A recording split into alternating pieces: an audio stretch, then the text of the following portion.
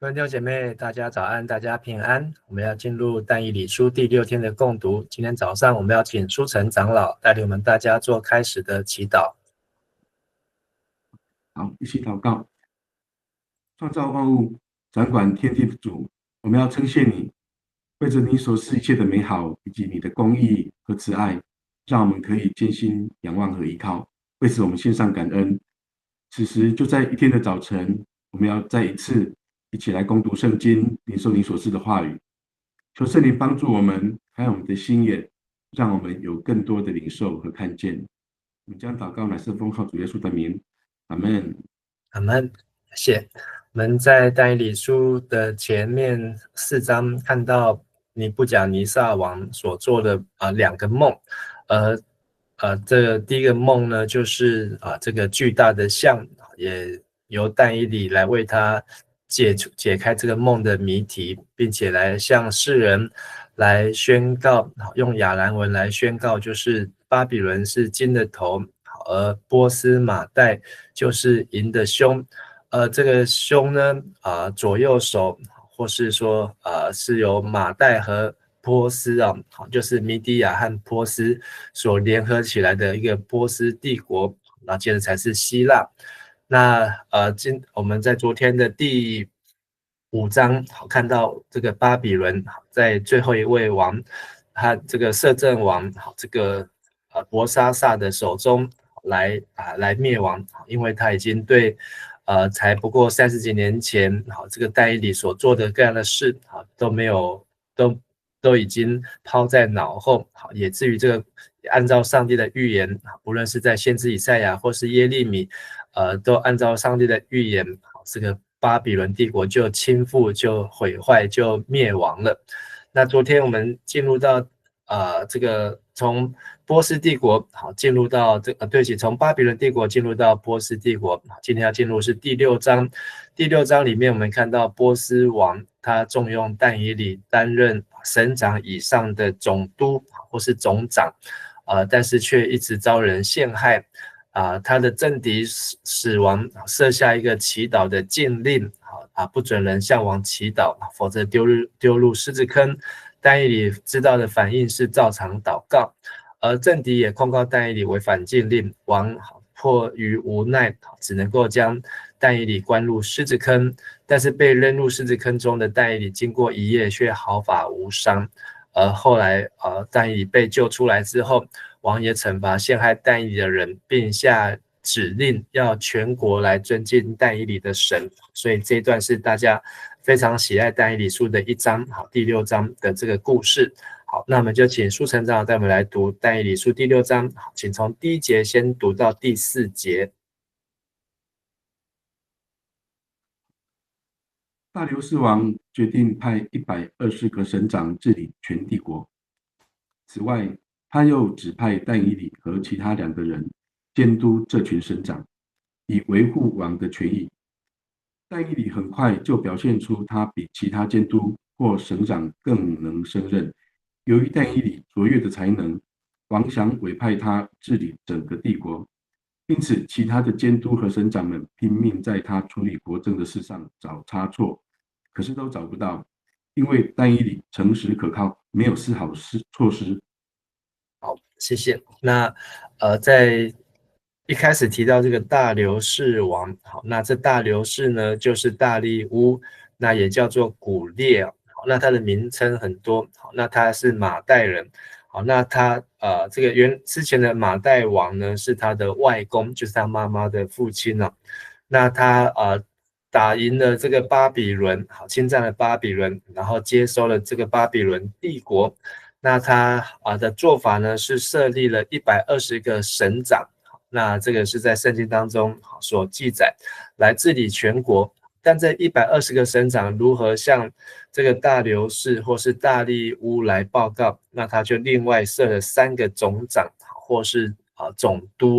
所以这3个人呢，就包括了但以理和其他另外2个人。所以可见但以理这时候已经大概是83岁，但是呢，他却仍然被重用，所以听到这个但以理的名号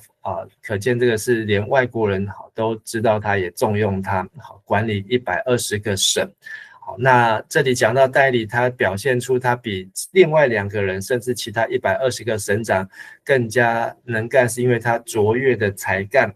那在这个和本翻成卓越的灵性，所以甚至王呢都想要立他治理整个帝国，那就是表示说这3个不是只有让他管1/3的事情，甚至是管全国的事情。那这件事情呢，让其他的总督另外2个加上120个省长，他们可能都是跟马代波斯好这个比较有亲近，那他们就拼命要找但以理的差错。但是找到最后结果是找不到，为什么？因为但以理诚实可靠，没有丝毫错失啊。所以但以理是从年轻到他80几岁，经历了巴比伦帝国，现在来到波斯帝国，但是但以理办事忠心诚实，因为他不让，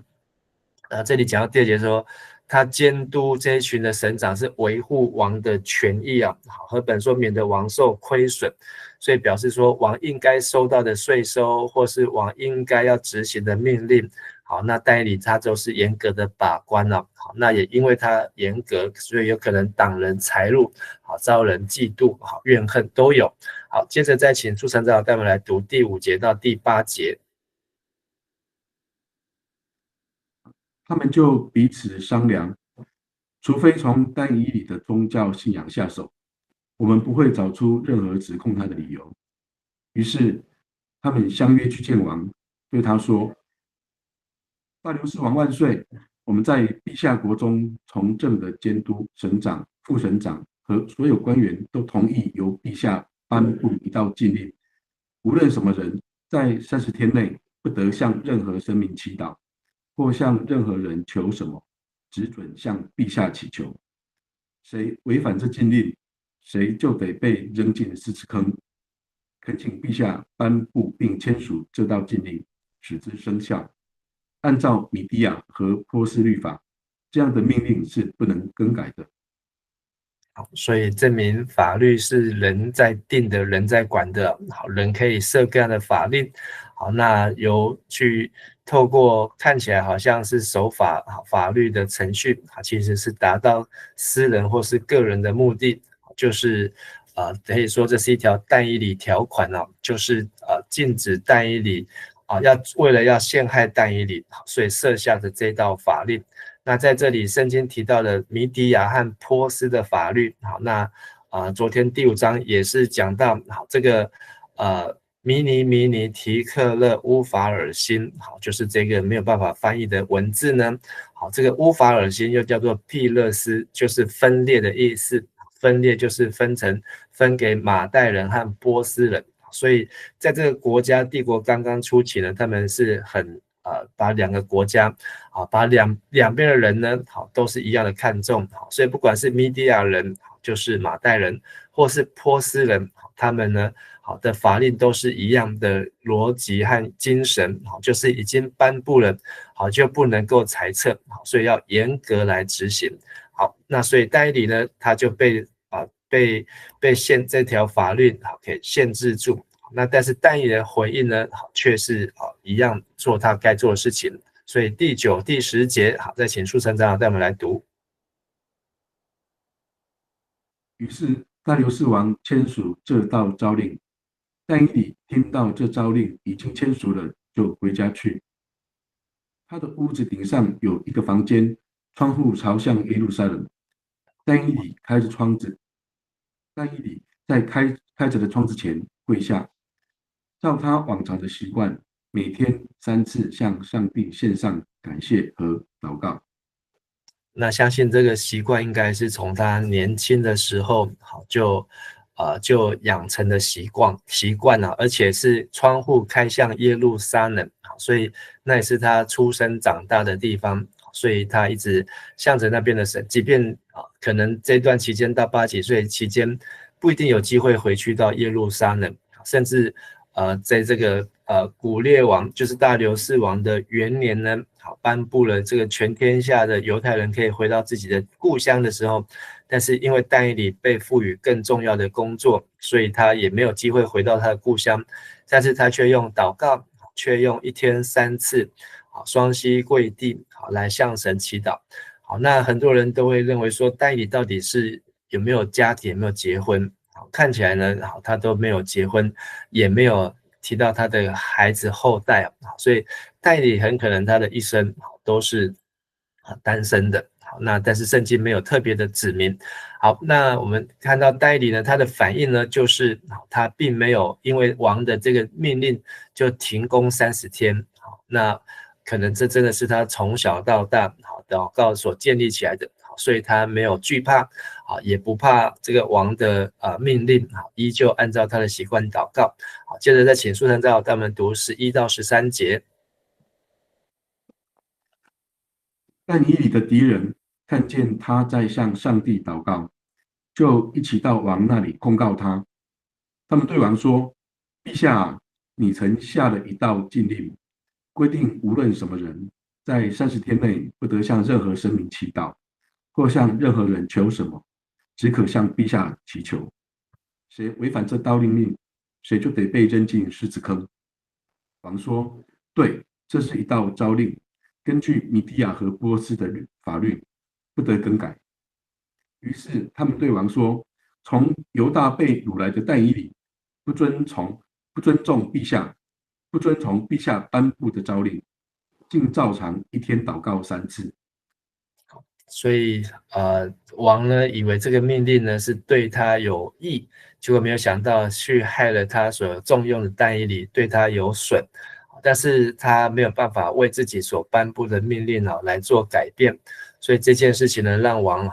他有被蒙或是被骗的感觉，原来就是一场政治的斗争，就是要来陷害他所看重的但以理。那在这里呢，从这些总督省长的口中对但以理的称呼是什么呢？就是从犹大被掳来的但以理啊，所以他们还是对但以理贴标签，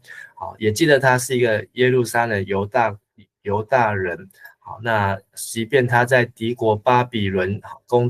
作已久，但是王居然还重用他，所以在他们心中呢，他们是彻底的瞧不起但以理啊。那王呢，既然现在抓到但以理的把柄，所以呢，也把他说一天祷告3次的事实来告诉王。这30天他一天都没有遵守，第一天就违反王的禁令。好，14节到18节，再请素成长老带我们来读。王听了这话，非常难过，一心想救但以理，直到黄昏都在筹划这事。后来那些人又相约来对王说：“陛下知道，根据米底亚和波斯的法律，王所发出的诏令是不得更改的。”于是王下令，人就把但以理抓起来，扔进狮子坑。王对但以理说：“愿你所忠心侍奉的上帝搭救你。”坑口用一块石头堵住，王用玉玺和大臣们的印加封，使人不能救但以理出来。王回到宫里，整夜睡不着，不吃东西，也不要任何娱乐。那王知道他被骗了，他想要救，但是呢，一直到太阳下山前都在想尽办法。但是这个法令呢，就是一个无解的难题，因为它是一道王用印玺，用他所盖了章的禁令，所以到了太阳下山前就要执行。那所以又再次这些人又再次提到说，根据米底亚和波斯的法令是不得更改，所以王最后只得叫人把但以理抓来扔进狮子坑。在扔进狮子坑，王之前呢，王还对但以理，可见王也跟到但以理的这个狮子坑口，说愿你所忠心侍奉的神搭救你。那就是忠心，就是你经常侍奉。那这经常侍奉什么呢？就像但以理这样一天3次的祷告，他愿他搭救你，就是这是王也是王的祈祷。好，那这个狮子坑呢，还要用石头来封住堵住，然后呢，王呢就还用玉玺和大臣们的印来加封，没有人能够救他，所以全世界没有任何人能够救但以理。但以理呢就注定要死在狮子坑当中。但是呢，18节提到王回到宫里面，整夜睡不着，不吃东西，终夜禁食，也没有任何的娱乐，好，这娱乐包括乐器，好，乐器这个字也包括跳舞的女子，还有食物，好，就是不吃不喝没有任何的音乐，没有任何的玩乐，这可能是他以前可以每天享受，但是那天他全部拒绝，所以但以理书还特别把王的心好把它记载下来，因为他知道但以理对他是非常的忠心，好，他知道但以理对他有非常大的帮助，好，但是他却陷害了无辜的但以理，好而他就是那加害人，好，他非常的后悔。好，接着再请书成带我们继续读19到22节。天一亮，王就起来，急忙赶到狮子坑。王到了坑边，焦急地喊：但以理，永生上帝的仆人啊，你忠心侍奉的上帝有没有救你脱离狮子的口？但以理回答：陛下万岁！上帝差派天使来封住狮子的口，使他们不能伤害我。上帝这样做，因为他知道我无辜，我没有做任何冒犯陛下的事。所以但以理非常确信，祷告他所祷告的神不会害他，所以即便一堆的人有120个省长加上2个总督要来陷害他，但是呢但以理呢他依旧对上帝忠心，不会因为120个省长就对上帝变心。而隔天呢王也急忙来到狮子坑，可见他非常思思念念。好，那而且他讲的第一句话就是永生的上帝仆人，你忠心侍奉的神有没有救你呢？好，那他期待的，好，就是他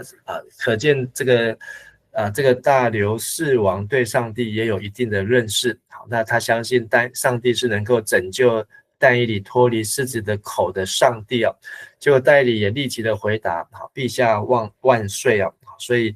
这个但以理呢，他宣说，因为上帝差派天使封住狮子的口，所以这些狮子呢，即便想要扑它、咬它，可是连嘴巴都打不开啊，所以他们没有办法伤害但以理。上帝这样做，好，那但以理再次证明是因为他无辜，好，他并没有任何想要做任何冒犯陛下的事情，并不是像这120个省长和2个总督他们所控告的那样，而是他是忠心办事，这就是他里面有卓越的灵性啊，所以上帝一直与但以理同在。接着呢，23、24节再请书成长带我们读完。王非常高兴，命令侍从把但以理救出来。于是他们把但以理拉出坑来，看见他一点伤都没有，因为他信靠上帝。后来王下令逮捕所有控告但以理的人，把他们和他们的妻子、儿女都扔进狮子坑。他们还没有落到坑底，狮子就猛扑上来，咬碎他们的骨头。可见这群狮子并没有生病了，而是被天使封住口，也证明但以理所说的上帝来搭救他。最后25到28节。事后，大流士王通告世界各国各族，说各种语言的人民：祝你们安康！我现在下令，在我治下的帝国臣民都必须敬畏、遵从但以理的上帝。他是永生的上帝，他要永远统治，他的主权永远长存，他的权柄永无穷尽。他解救援助，在天上地下行神迹奇事。他拯救但以理脱离狮子的口。从此，但以理在大流士和波斯皇帝塞鲁士当政的时期，事事顺利。谢谢。那所以这个下令通告全国的命令呢，才是用亚兰文所写的。好，就是愿你平安，祝你们安康。这个大流士王下令，在他所统治下的臣民都必须敬畏遵从但以理的神。好，那他所认识、所介绍这位神呢，是谁呢？是永生的上帝啊。永生的意思就是指他是活着、永远活着的神，他永远统治。好，那所以这个大流士有智慧。好，那他知道这个神是掌管天下万物的，他的主权永远长存，他的权柄永无穷尽。他的主权就指他的国，所以这里就讲出这个尼布甲尼撒梦到那个像的情景，他也知道，好，上帝呢要在在地上呢建立起他的国。所以借由上帝的仆人，可以知道上帝的国已经临到同在。所以即便但以理在执政掌权的是波斯帝国或是巴比伦帝国，但是但以理所服侍的神呢，也让上帝的国在这地上正在进行当中。所以上帝呢才是这个比王有更大的 power， 王想尽办法要来解开这个陷害但以理的命令，可是呢没有办法解开，但是上帝却奇妙的用使者封住狮子的口呢，就轻易的来解开，甚至来凸显彰显真正的公义，把那些作恶的人，真正想要陷害王的人呢，一次呢通通都丢到狮子坑当中，连他们的家人、妻子、儿女都被一起丢进去。所以这个大流士王所认识的神呢，是一个解救援助，在天上地下行神迹奇事的神。那最后他也向全国的人证实，这位神拯救但以理脱离狮子的口用狮子坑的这样子处罚呢，在巴比伦帝国我们还没有看到，但是呢，在这个波斯帝国的初期呢，就已经有这样子的严厉的惩罚是被抓去喂狮子所以这段宣告呢，等于是透过大流士王，透过亚兰文，向全世界来做见证。最后一节，从此但以理在大流士和波斯皇帝塞鲁士当政的时期，事事顺利那这个大流士呢和塞鲁士呢，其实就是同一个王，就是古列，只是呢，他一个是他在当这个马代王的称号，一个是他波斯皇帝的称号，所以这个古列呢，他在位的期间呢，也非常的长有将近40几年。那在这个539年前，巴比伦被灭之后，那在这个到539到530，就是这个大流士变成了这个塞鲁士，塞鲁士又叫居鲁士那这个名字的意思就是指太阳跟宝座，就是好像这个约瑟他所旧约的约瑟他所梦见的。而这段期间呢，但以理呢，他在大流士跟塞鲁士是同一个王，只是不同的称号的当政期间呢，事事顺利所以他能够继续来做这个把上帝的国带领到地上的国当中所以我们看到这个后来的这个从巴比伦5539年被灭，后来的古列王，后来古列的儿子，后来是大利乌，而大利乌的时期就是旧约先知的哈该、撒迦利亚时期，那时候是已经他们被掳归回，从古列就开始，那是所罗巴伯，后来完工的时候是在大利乌，接着呢是在100年后的亚哈水鲁，就是以斯帖记，然后到亚达薛西的时候呢是以斯拉第2次的归回，跟尼希米第3次的归回，都在波斯帝国当中所发生所进行的。所以今天这一段很吸引人的故事呢，也可以让我们学习到彼得前书第5章第8节说，务要谨守警醒，因为你们的仇敌魔鬼如同吼叫的狮子，遍地游行，寻找可吞吃的人所以即便我们是成为上帝的儿女，做认为应该对的事情，但是会遭人嫉妒，遭人怨恨，并不要以为奇怪，因为真正的仇敌呢，不是人，而是背后的那2者要抵挡神的势力，他们就如同狮子，寻找可吞吃的人。但是呢，上帝却告诉我们，要常常祷告，不可灰心所以路加福音18章，耶稣设了一个比喻，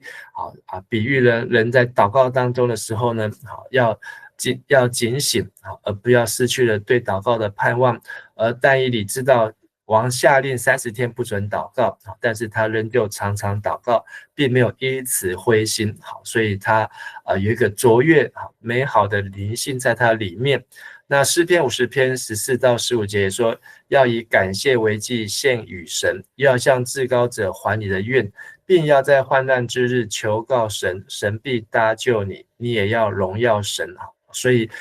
我们要经常的用感恩献上给神，不论是顺境，不论是逆境，而向神祷告的时候呢，也要来见证神，这是神的作为，如同这个大流士王，他也祷告，但以理也祷告，而大流士的祷告也是禁食祷告，甚至他不吃不喝不眠了，他也为着但以理来向这位神祷告。当神回应他的时候呢，看到但以理的奇经，而这个大流士王就向全国全世界人来做见证，这位神呢真的是一位永生永活的神，他的国永不败坏，他的权柄永存无极，他在天上地下施行神迹奇事，救但以理脱离狮子的口。所以即便但以理自己没有来做出这样见证，但是透过王却能够向全世界来做见证。好，我们今天分享到这边，感谢书成长老，我们一起来祷告。是的，我们的神，你是永生永活的神，你的国度永远长存你听义人的祷告，你也让我们知道在各样的患难当中不要惧怕，而是应当带着祷告祈求和感谢，将心里所要的来告诉神，神你必在耶稣基督里面赐下出人意外的平安，也保守我们的心怀意念能够在各样的环境当中依然相信上帝你的拯救。主我们再一次透过但以理在狮子坑当中的经历，让我们知道我们更应该要忠心来办事，而不要因为环境而改变自己与神的关系，而不要因为人的嫉妒或陷害就失去跟神的团契。愿上帝的话语再次坚定我们的信心，也坚定我们的心智，让我们能够常常祷告，不要灰心，并且在祷告当中能够经历上帝你奇妙的作为。我们这样子献上我们的祷告，祈求奉靠耶稣基督的圣名，阿们。谢谢大家，大家平安。谢谢牧师，谢谢平安，谢谢牧师，感谢，谢谢牧师，谢谢牧师平安。平安，谢谢。